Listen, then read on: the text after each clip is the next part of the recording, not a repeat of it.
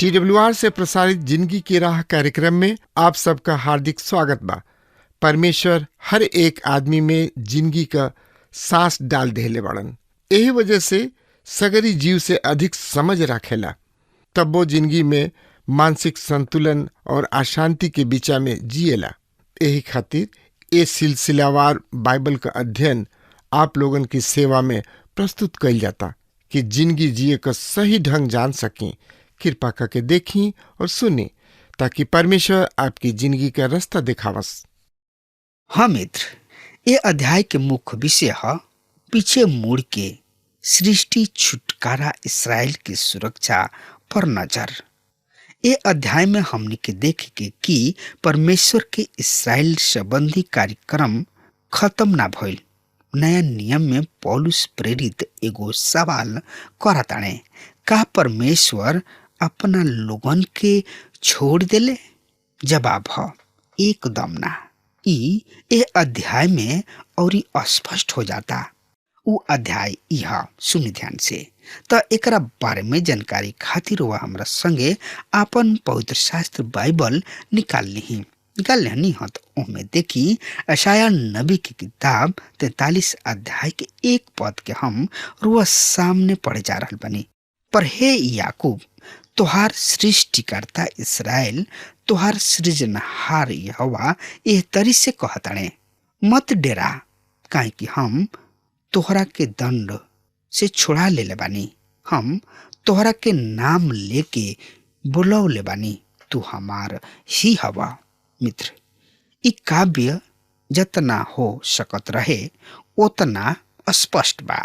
परमेश्वर एह संपूर्ण विभाग में इसराइल से उन्मुख बने और परमेश्वर संपूर्ण इसराइल के बता रहल बने और ई कह रहल बने। उ इसराइल के उत्पत्ति के विषय बातचीत कर रहल बने। कौना तरी उ कौनो भी विशेषताहीन आदमी याकूब के आपन साधन बनौले कि उनका से एगो संपूर्ण राष्ट्र बना सके। उनका चरित्र में ऐसा कोनो कुछ भी ना रहे कि परमेश्वर उनका ओर आकर्षित होखिते। मनुष्य के ही ले ली। परमेश्वर जमीन के धूर के लेके ओकरा में जिंदगी के सांस फूक दिहलन और वो जिंदा प्राणी बन गइल। तब वो आपन सृष्टि के विरुद्ध विद्रोह कर दिहलस। पर अब वो परमेश्वर उनका के जवन की मसीह यीशु पर विश्वास करलन परमेश्वर के संतान बना रहल बने। यह हमनी के शुरू बढ़िया शुरुआत ना रहे। दूसरा शब्द में कहल जाए, हमनी के शुरू बढ़िया ई शुरुआत ना रहे। ना डार्विन क्रमिक विकास सिद्धांत हम नहीं मानत। ई हो ही नहीं सकत कि ई बानर हमनी के मूल है। हमनी के मूल तो बानर से भी बुरा रहे। हमनी के ओ विद्रोही पापी के संतान हो जा जौन के की माटी से बनावल गोल बनी जा। उ आपन पाप स्वभाव के हमनी में प्रसारित कर दिहलन। ई पाप स्वभाव कोनो रीति से सुधारल नहीं जा सकत। पर परमेश्वर हमनी के एगो नया स्वभाव प्रदान कइले बाणे। याकूब से परमेश्वर एगो राष्ट्र पैदा कइलन। उ मिस्र में एगो दास रहन, पर परमेश्वर उनका के ओ गुलामी में से आजाद कइलन। एकरा में उ खून और शक्ति के प्रयोग कइले रहन। तब उ एगो इस्राएल राष्ट्र के रूप में प्रतिष्ठित भइले। इसराइल परमेश्वर के साथ राजकुमार उ पूरा तरी से परमेश्वर के हा, रचना के कारण और मुक्ति के कारण। पद 2 एह तरी से बता रहल बा यही अध्याय के, तब तू पानी में से होके जा, हम तोहरा संग संग रहब, और जब तू नदी में से होके चला उ तोहरा के ना डुबा सकी। तब तू अग्नि में से होके चलता उ तोहरा के ना झुलसाई, ना ही ओकर लौ तोहरा के जरा पाई। मित्र, ई एगो ऐसन प्रतिज्ञा है जौन की परमेश्वर केवल इसराइल से ही कइले रहन। ई संकेत है कोनो तरी से परमेश्वर ओहनी लोग के लाल सागर पार करवावले रहन। कोनो तरी से ओहनी लोग यर्दन नदी पार क के प्रतिज्ञा वाला जमीनी में घुसल रहले लोग। एकरा से स्पष्ट परमेश्वर के संतान आत्मिक रूप से अपना सकेले। हमनी के कठिन समस्या में परमेश्वर निकट हमनी के साथ साथ चललन। ऊ हस्तक्षेप करलन। ऊ निकाले के राह देले। यही अध्याय के 3 पद एह तरी से बता रहल बा, सुने ध्यान से। काहे कि हम तोहार परमेश्वर यहोवा हई, इस्राएल के पवित्र तोहनी लोग के उद्धार करता हई।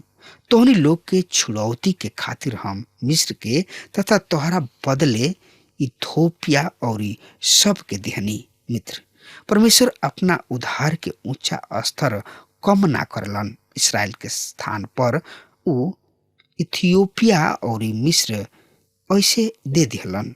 जवाब सरल और सहज बा। परमेश्वर यहाँ कह रहल बाणे, ये राष्ट्र के उपयोग हम तोहरा अनुशासन के लक्ष्य से कैले रही। उ तोहनी लोग से जौन व्यवहार कैले रहन, ओहनी लोग हमरा अनुमति से तोहनी लोग पर कैले रहन। पर अब बारी बाकी हम एकरा खातिर ओहनी लोग के दंड देव।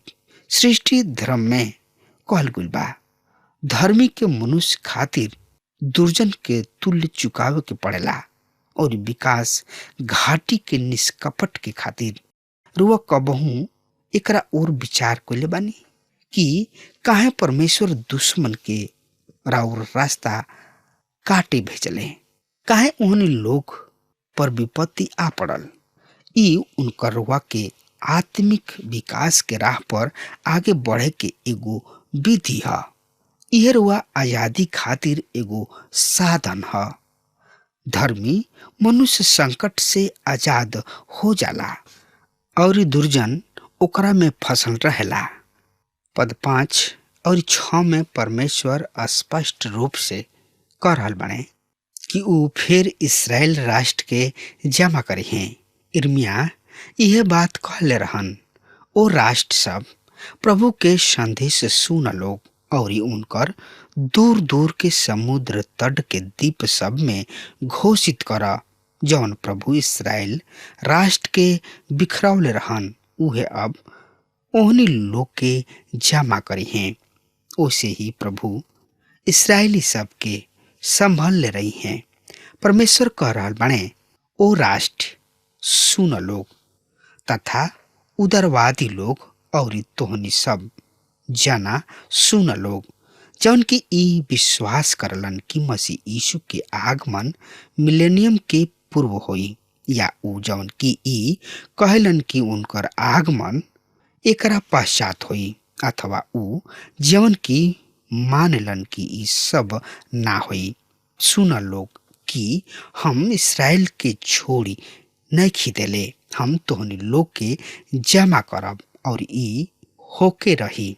उनकर तुल्य केहू ना ह, उनका ऐसन केहू ना ह। केवल उहे परमेश्वर हमें, केवल उहे एह अपूर्व पद पर विराजमान बाणे। पद 10 और 11 एह तरी से बता रहल बा, यहोवा परमेश्वर की वाणी ह, तू हमार गवाही और हमार दास हवा, जेकरा के हम ऐसे चुननी की तोहनी लोग समझ के हमरा पर विश्वास कर लोग और ई जान लोग कि हम ही परमेश्वर हई, ना तो हमरा से पहले केहू परमेश्वर भइल और ना हमरा बाद केहू होई। हम ही यहोवा परमेश्वर हई और हमरा छोड़ केहू उद्धार करता ना हो। मित्र, ई रोचक तथ्य कि केवल मसीही मत पाप से उद्धार की गारंटी देला। केवल मसीही मत, अन्य मत सब के पास कार्यक्रम बा पर गारंटी नहीं खे। यहाँ परमेश्वर कह रहल बाणे, हमरा सिवा औरी केहू परमेश्वर ना हो। पद 13 में इस्राएल के भावी दंड, मुक्ति और निकास के विषय विचार पेश कइल गइल बा। हम आज भी उहे हई, हमरा हाथ से छुड़ावे वाला केहू ना, जौन की कार्य हम संपन्न करतानी। ओकरा के केहू मिटा नहीं खे सकत। कोनो भी प्राणी परमेश्वर के हाथ से बचा नहीं के सकत। कोनो भी प्राणी उनकरा पहुँच से बहरी ना ह। मित्र, यही अध्याय के 14 पद एह तरी से बता रहा बा, तोहार छुड़ावे वाला और इसराइल के पवित्र यहोवा परमेश्वर एह तरी कह रहल बने, तोहनी लोग के कारण हम बेबीलोन के बुलौले बानी और हम ओह सब के बंदी बना ले जाइब और कदसी सब के भी उन्हीं के जहाज पर जौना पर ऊ फैलेलन ले आइब। मित्र, अर्थात बेबीलोन के अंतिम विनाश और पूर्ण विनाश। यही अध्याय के 15 पद एह तरी से बता रहा बा, हमें यहोवा परमेश्वर तोहार पवित्र इसराइल के सृजनहार तोहार राजा हई। मित्र, परमेश्वर उत्तरदायित्व ले रहल बने कि ऊ खुद ओहनी लोग के जमा करी हैं और ऊ फिर अस्तित्व में आ जइहन। इस सब यहूदी सबसे घृणा करे वाला के खातिर चेतावनी है। परमेश्वर ही ओहनी लोग के राजा हमें। मसीह यीशु के परमेश्वर तत्व के ई एगो पुष्टि है। उहे ओहनी लोग के राजा हमें। पृथ्वी के जिंदगी काल में जब मसीह यीशु यहाँ अलन कि ऊ इसराइली राष्ट्र के राजा हमें, तब इसराइल एकदम समझ गोलन कि मसीह यीशु इमानुएल होके दावा करताड़न। पढ़ल लिखल यहूदी सब एकदम पहचान गोलन कि मसीह यीशु के हमें। हम देखनी कि परमेश्वर इसराइल पर आपन अधिकार के दावा करत रहलन, काहे कि इसराइल के ऊ उत्पत्ति कैलन। अब ऊ एगो औरी तथ्य पेश कर रहल बने कि वन पशु भी उनकर समान करलन। यही अध्याय के 20 और 21 पद एह तरी से बता रहल बा, वन पशु, हाँ, गिद्दड़ और शुतुरमुर्ग भी हमार महिमा करी हैं, काहे कि हम अपना चुनल गोइल प्रजा के पिए खातिर जंगल में पानी दिहनी तथा मरुभूमि में नदी बहवनी, वहाँ हमार गुणनुवाद करी हैं। मित्र, यहाँ परमेश्वर एगो अभूतपूर्व तथ्य के प्रकाशन कर रहल बने। प्राणी सब में भी परमेश्वर के चेतना भइल करला। परमेश्वर मनुष्य के अपना स्वरूप और अपना समानता में बनौले। फिर ओ में परमेश्वर की बोध कैसन, ओकरा में आत्मा भी ना होखित। अतना सब होखला पर भी ऊ परमेश्वर के समान करतने। पाप मानव कैलन और समस्त पृथ्वी एवं प्राणी श्राप में सौना गइल, यानी कि सम्मिलित हो गइल। यही अध्याय के 25 पद एह तरी से बता रहल बा, हम ही हई जौन की अपना ही निमित्त हमारा अपराध के मिटा देनी है और हम पाप की याद ना करब। मित्र, परमेश्वर उन लोग की वही आधार पर क्षमा करी हैं जौना आधार पर हमनी के क्षमा प्रदान कैले रहन। 27 पद एह तरी से बता रहल बा, तोहार मूल्य पिता पाप कैले बाणे और तोहार प्रतिनिधि सब हमरा विरुद्ध पाप कैले बाणे। मित्र, के हमें वो मूल पुरुष इब्राहिम, याकूब या आदम, इस सबन के पाप और विफलता के उल्लेख पवित्र शास्त्र में कल गुल बा। वैसे ही प्रवक्ता इसराइल के शास्त्री एवं नेता रहन जौन की पवित्र शास्त्र के व्याख्या कैल करेलन। एकरा में भी त्रुटिहीनता ना रहे। याद रखी, समसून, सामुएल और दाऊद की जिंदगी के एक खाली फिर सामने ले आवल गुल बा। जरूरी नहीं है कि केहू अपना सामने कोनो मूर्ति राख के ओकर उपासना करत होखे।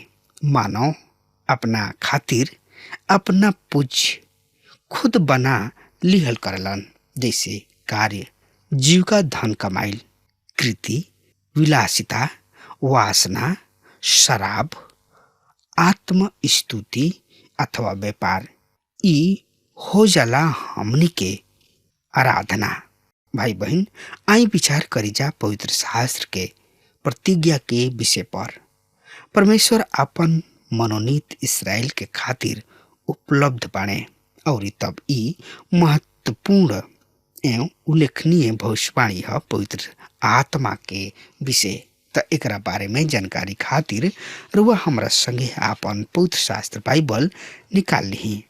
यशायाह नबी की किताब 44 अध्याय के 3 पद ए तरी से बता रहल बा, काहे कि हम प्यासल जमीन पर पानी उछलब तथा सुखल जमीन पर धारा सब बहाई।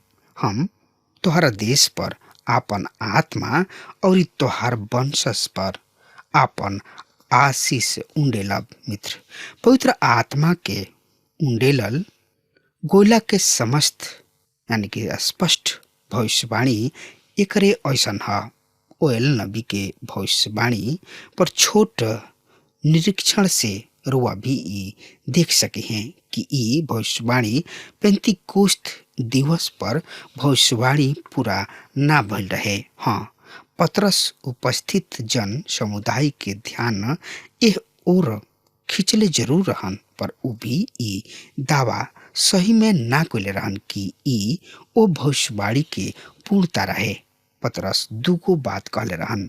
पहिल का उ कहले रहन और ई उ बात ह उ कह सकत रहन कि इहे ए भविष्यवाणी के पूर्णता ह, पर उ ई बात ना कहले। वहाँ जन समुदाय उनका पर हंसत रहे, काहे कि चेला पहले से ना सीखल भाषा सब में परमेश्वर के महाकाम के उल्लेख करत रहले। साथ ही उन लोग उनका पर दोष लगावत रहले कि उ मदिरा के नाशा में आ चुकल बा।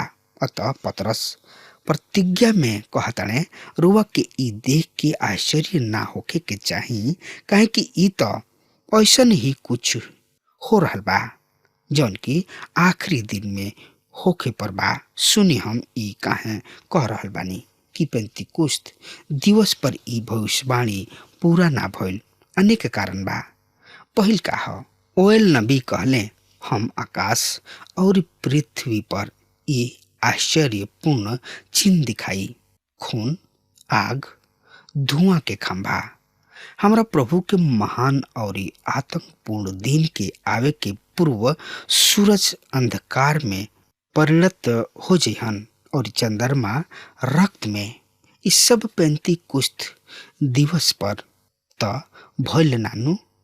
दूसरा कारण, प्रेरित कार्य के घटना के समय पवित्र आत्मा सब मनुष्य पर ना उजलल गुल रहे, पर ओयल कहले रहन, हम सब मनुष्य पर अपन आत्मा उजलब।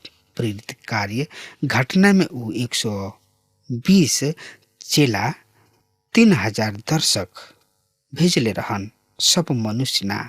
और अब 20 शताब्दी पश्चात भी सब मनुष्य एकरा में शामिल ना कइल गइल। ओ समय यरूशलेम में बहरी से आयल प्रवासी यहूदिया के कारण बहुत ही भारी जनसंख्या में लोग विद्यमान रहन, पर पवित्र आत्मा केवल 3000 और 120 पर ही आयल रहन। अतः हम ई कह सकतानी कि ओएल के भविष्यवाणी अब भी अपूर्ण ही है।